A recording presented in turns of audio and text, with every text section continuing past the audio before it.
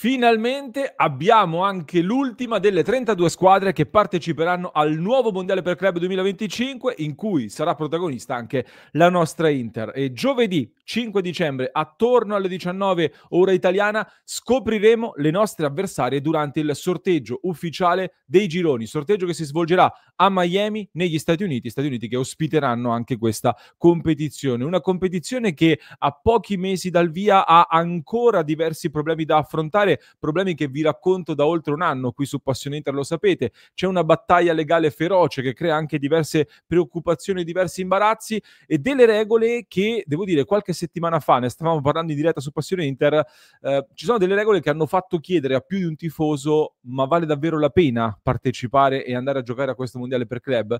Ecco, la mia risposta da tifoso è sì, perché comunque l'idea di un torneo mondiale mi piace come prestigio, però è altrettanto vero, è evidente che sarà un torneo con degli effetti collaterali piuttosto importanti che andranno sicuramente valutati. Di tutto questo, in vista del sorteggio di giovedì, parliamo in questo nuovo episodio di oggi. Allora, ben ritrovati amiche e amici di Passione Interisti. Se non l'avete ancora fatto, mi raccomando, lasciate un mi piace per sostenere il nostro progetto e iscrivetevi al canale. Clic sul tasto iscriviti, così continuate a far crescere il nostro progetto e non vi perdete altri contenuti come questo e non soltanto.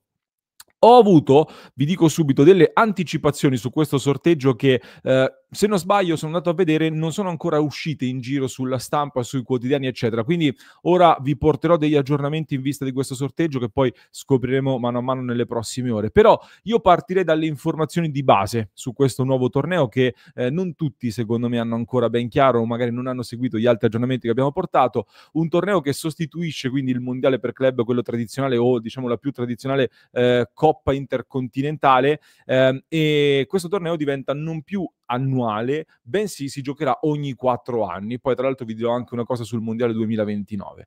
Questo mondiale si giocherà, come detto, negli Stati Uniti dal 15 giugno al 13 luglio e la finale quindi si svolgerà il 13 luglio a New York. Sono 11 le città coinvolte nel torneo, principalmente sulla costa est, come vedete anche nella mappa che ho condiviso a schermo per chi ci segue in video, ad eccezione di Seattle e Los Angeles che sono totalmente dall'altra parte, ma si cercherà il più possibile di non far spostare molto le squadre, quindi vi tranquillizzo almeno su questo tipo di spostamenti e poi al sorteggio ci daranno ulteriori informazioni su questo. La finale, come detto, al MetLife Stadium di New York.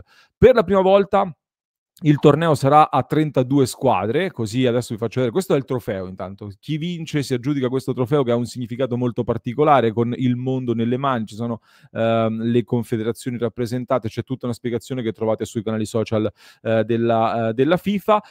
Le confederazioni le trovate quindi elencate anche a schermo come sono state suddivise. Io vi vado a leggere l'elenco di tutte le squadre qualificate. Ci sarà l'Al-Ahly dell'Egitto, Wydad Marocco, Es Tunis della Tunisia, Mamelodi Sundowns del Sudafrica, Al Hilal Arabia Saudita, Urawa Red Diamonds Giappone, Ulsan HD della Corea del Sud, Al Ain Emirati Arabi Uniti, Chelsea, Real Madrid, Manchester City, Bayern, PSG, Inter, Porto, Benfica, Borussia Dortmund, Juventus, Atletico Madrid e Salisburgo. Queste sono le 12 squadre che arrivano dalla UEFA. Monterrey, Messico, Seattle Sounders dagli Stati Uniti, Club León e Pachuca sempre dal Messico, Auckland City, Nuova Zelanda, poi dal Brasile Palmeiras, Flamengo, Fluminense, Botafogo, dall'Argentina River Plate e Boca Juniors e poi anche l'Inter Miami che è stato invitato come paese ospitante, guarda caso la squadra di Messi, chiaramente per motivi di visibilità ha avuto anche una corsia preferenziale. L'Inter quindi parteciperà a questa prima edizione storica di questo nuovo torneo, un torneo che avrà come format il seguente, ovvero fase a gironi con 8 gruppi da 4 squadre.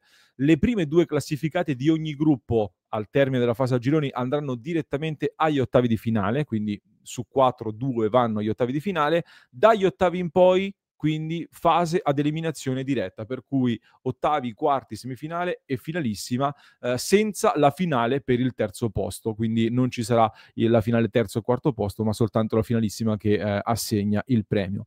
Questo Significa dunque che l'Inter, così come le altre, avranno almeno 3 partite garantite in questo torneo, perché sono le 3 partite del girone.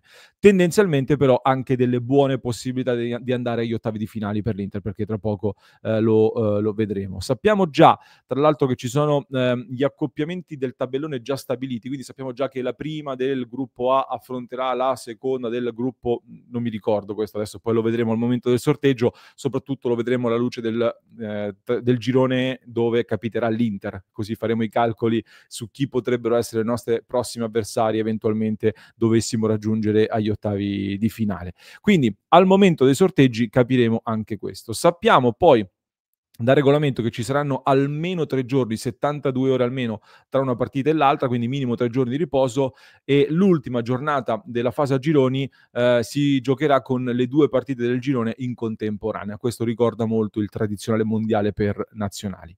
Finalmente però sappiamo anche un'altra cosa a pochissime ore da questo sorteggio, e qui faccio una specifica. Nel momento in cui sto registrando, le fasce del sorteggio non sono state ancora annunciate ufficialmente dalla FIFA, ma sono trapelate. In inglese è stato scritto su alcuni portali, sono state leaked, quindi un po' svelate in anticipo, mettiamo così, anche se la FIFA non le ha ancora annunciate. Ne ho parlato però con un collega esperto poco fa che mi dice che la FIFA ha ufficiosamente confermato che quelle che sono trapelate saranno effettivamente le fasce che parteciperanno al sorteggio. Per cui vi condivido lo schermo.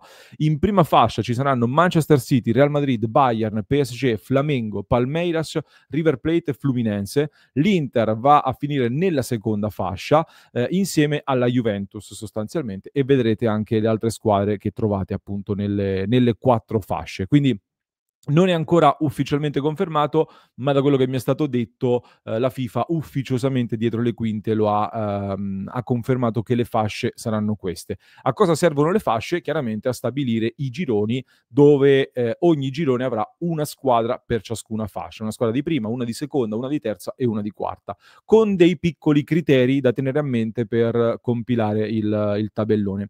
Non potranno esserci squadre dello stesso continente nel girone, ad eccezione però dell'UEFA. Chiaramente l'UEFA ha 12 squadre con 8 gruppi, è chiaro che qualche squadra europea incontrerà un'altra squadra europea, non tutti.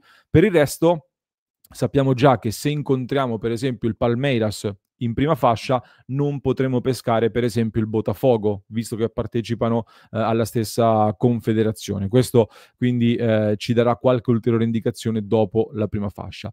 Non potranno esserci poi anche squadre della stessa nazione del girone, quindi anche qua ho fatto l'esempio Palmeiras Botafogo, anche perché in quanto brasiliane non possiamo pescare 2 squadre brasiliane nel girone. Per noi, ecco, non ci evita la Juventus, perché comunque l'avremmo evitata a prescindere, visto che come noi è in seconda fascia. Su come sono state create queste fasce ce lo siamo chiesti anche noi, non è chiarissimo, sembra per un ranking FIFA a quanto pare, anche se non mi è chiarissimo questo. Ho chiesto informazioni, poi quando le avremo più corrette ve le farò sapere. Comunque, facendo una simulazione, diciamo lo scenario peggiore in questo momento per l'Inter al mondiale per club potrebbe essere pescare un'europea in prima fascia, Manchester City, Real Madrid o Bayern, non so, quella secondo voi più insidiosa tra queste, mettiamo il Manchester City o Real Madrid, dai, mettiamo il Real Madrid, anche se in questo momento entrambe sono battibili probabilmente. Mettiamo il Real Madrid come scenario più difficile. In terza fascia, secondo me, le squadre più complicate sono una tra Boca Juniors e Botafogo, che ha appena vinto la Coppa Libertadores battendo l'Atletico Mineiro. In quarta fascia direi l'Inter Miami da poter evitare, quindi scenario peggiore direi Real Madrid, Boca Juniors e Inter Miami come possibile sorteggio peggiore possibile. Lo scenario migliore dall'altro lato direi Fluminense, che è andato molto male nell'ultimo Brasileirao, dalla prima fascia. In terza fascia magari eviterei anche le africane, le eviterei, tra arabi e egiziani li eviterei. Forse l'Ulsan, la squadra coreana, si può pescare, e in quarta magari Auckland è un'altra squadra assolutamente alla portata, Auckland City. In ogni caso direi che comunque con il fatto che passano le prime 2 del girone, anche nel peggiore degli scenari l'Inter se la gioca ampiamente per andare agli ottavi di finale, visto che comunque in terza e quarta fascia ci sono squadre sicuramente alla portata dell'Inter. Tutto bello in teoria, tutto bello sì, o quasi, perché comunque Come detto, ci sono ancora diverse cose da sistemare, diversi problemi con cui fare i conti in questo mondiale per club, anche se devo dire che rispetto a quando ho iniziato qui su Passione Inter a aggiornarvi sugli enormi ritardi che stava avendo questo torneo, si sono sbloccate finalmente diverse cose, quindi cominciano ad arrivare buone notizie, dal format che è stato chiarito, dai metodi di qualificazione, i sorteggi finalmente, gli stadi sono emersi. Manca però un aspetto fondamentale che è quello legato alla parte economica, perché tanti club, tante leghe importanti hanno avviato una causa importante nei confronti della FIFA, supportati dall'ormai celebre avvocato che ha vinto già delle battaglie legali importantissime, come il caso Bosman, quello sulla Superlega, più di recente anche il caso Lassana Diarra. Quindi c'è una battaglia sul fatto che la FIFA abbia imposto questo nuovo format con, diciamo, un abuso della posizione dominante sul calcio mondiale. In pratica è questa un po' l'accusa, e i club sono preoccupati per le troppe partite che mettono a rischio l'incolumità dei calciatori che si sono mossi anche tramite il proprio sindacato. Anche qua, l'ho detto più volte, io penso sempre un pochino che ci siano dietro anche altre cose a tante vicende, e mi sorprende che tanti club che hanno pressato la UEFA per aumentare le partite di Champions poi si lamentano del mondiale per club per le troppe partite. Cioè, se il problema è delle troppe partite, perché in tanti avrebbero voluto giocare più partite di Champions? Mi viene da pensare che dietro queste polemiche ci sia un discorso anche politico e soprattutto economico. Ricorderete non a caso un'intervista all'allenatore del Real Madrid, Carlo Ancelotti, che disse che per 20 milioni non conveniva andare al mondiale per club, perché il Real Madrid 20 milioni li incassa con una tournée, un amichevole sostanzialmente.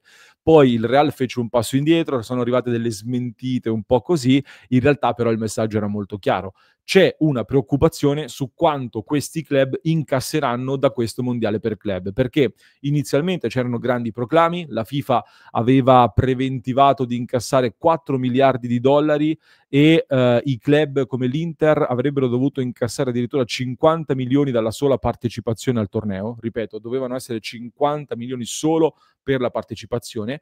Invece poi sono arrivate indiscrezioni anche dal New York Times, una fonte molto autorevole, secondo cui diversi club sono stati contattati dalla FIFA per sapere se sono ancora disposti a partecipare anche con dei premi ridotti rispetto alle prime previsioni. Ecco, questo perché? Perché i diritti televisivi, intanto, non so se sono arrivate delle notizie ufficiali negli ultimi minuti, ma i diritti televisivi di questa competizione non sono ancora stati assegnati, e la trattativa con Apple, che stava andava avanti a $1 miliardo contro i 4 che si pensava di ottenere. Capite bene che c'è una differenza molto molto netta.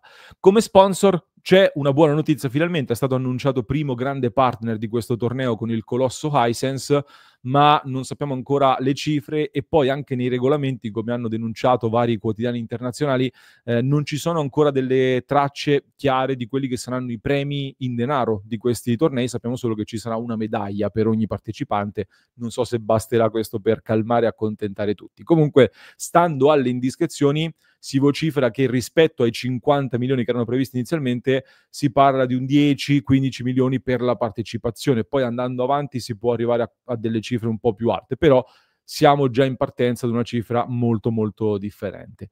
A questo punto molti mi hanno detto: ma un torneo che si inserisce al termine di una lunghissima stagione, come questa che stiamo vivendo, che condiziona anche la stagione, quindi condiziona questa stagione, ma condiziona anche la 25-26, perché se arrivi in finale il 13 luglio del 2025, tu sarai ancora in campo, mentre ci sono delle squadre che in Italia hanno già iniziato il ritiro per la stagione 25-26, e poi è già stato detto che non sarà possibile far slittare le prime partite di campionato. C'era stato un tentativo di richiesta di far slittare per Inter e Juve le prime 3 giornate di campionato, è già stato detto che non si farà, quindi si partirà praticamente a metà agosto senza preparazione, sostanzialmente. E allora, alla luce di questo, qualcuno ha detto: ma vale la pena fare questo torneo per incassare 10-15 milioni e poi magari rischi di compromettere la stagione dopo e vai fuori dalla Champions l'anno dopo e perdi una valanga di soldi? Ecco, da un punto di vista economico, forse, facendo un conto piuttosto brutale, è un torneo che ti complica la vita.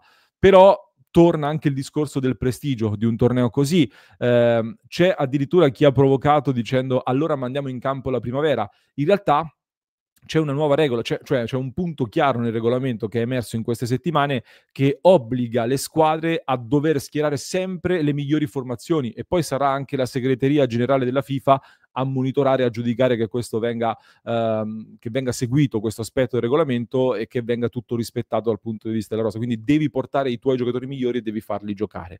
È una nuova regola che quindi impone a tutti e anche all'Inter di far giocare i migliori e di affrontare la competizione al massimo del potenziale, quindi con tutte le conseguenze del caso in termini di condizionamento in vista anche della nuova stagione.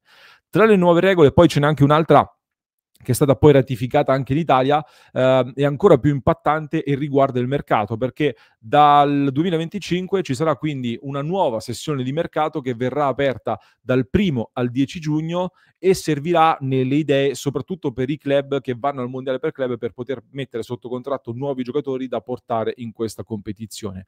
Però è anche un'occasione che alcune società potrebbero utilizzare per vendere giocatori che scadono il 30 giugno, quindi cercare di venderli in anticipo, incassando magari qualcosina, ma è uno scenario che vedo veramente molto molto difficile. Sono molto curioso di capire come verrà gestita questa nuova finestra dal 1° al 10 giugno.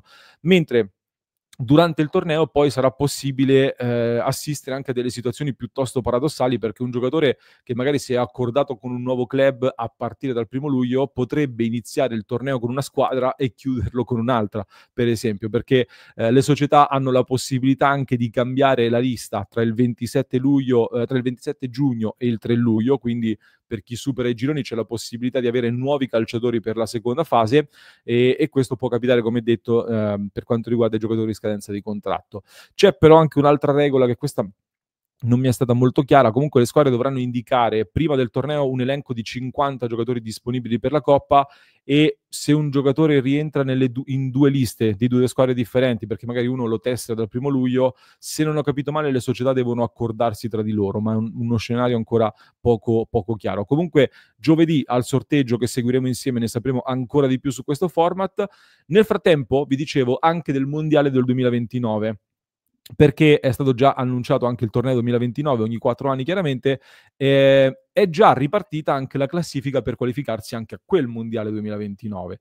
Quindi il ranking si baserà sulle vittorie e i passaggi del turno in Champions League, e questa Champions League è la prima che verrà conteggiata per il prossimo ciclo del mondiale fino al 2029. Per cui l'Inter, vi segnalo questa notizia, al momento è la miglior squadra italiana in Champions League e quindi è anche l'italiana meglio piazzata nel ranking per andare al mondiale 2029, che è ancora molto lontano. Nel frattempo magari dovessimo anche riuscire a vincere la Champions, saremmo già certi di partecipare a quel mondiale lì, però nel frattempo continuare a far punti in questa Super Champions League è molto importante da un punto di vista economico, sicuramente, perché questa Super Champions porta tanti soldi, ma anche per continuare a mettere del fieno in cascina appunto per il ranking in vista del mondiale 2029. Queste sono le informazioni. Allora io vi aspetto poi in diretta con noi, saremo live giovedì dalle 18:30 per commentare insieme il sorteggio, per analizzare le avversarie dell'Inter e quello che ci dirà l'urna di Miami per questo mondiale per club 2025. Fatemi sapere nei commenti che cosa ne pensate voi di questo torneo, di questa competizione, che cosa vi convince, che cosa vi convince meno, e anzi vi chiedo: vi affascina di più la Super Champions o questo mondiale per club? Sono curioso di sapere la vostra. Vi aspetto su passioninter.club se vi va di entrare a far parte della nostra community, dove queste notizie arrivano prima, perché ne abbiamo già parlato ampiamente con la nostra community nei mesi scorsi e anche nelle scorse ore con delle anticipazioni esclusive. Quindi www.passioninter.club se anche voi volete supportare il nostro progetto e entrare a far parte di una grande community di interisti. Vi lascio con un altro approfondimento che trovate in descrizione per chi ci ascolta in podcast, mentre per chi ci segue su YouTube vi basta cliccare qui.